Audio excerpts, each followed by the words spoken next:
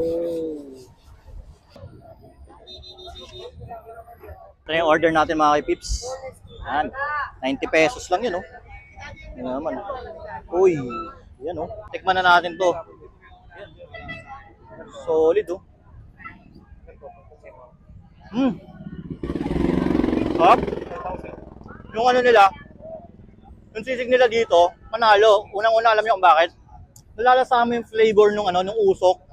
Ang sarap, tapos malambot siya, para siyang yung liempo na nilagyan nyo ng yung minarinate nyo ng matagal. Ang sarap.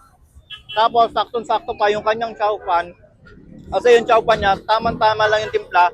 Bagay na bagay dito sa kanilang sisig mga kayo-pips. Saka malutong-lutong pa yung mga niya, yung mga sibuyas na ginamit. Top.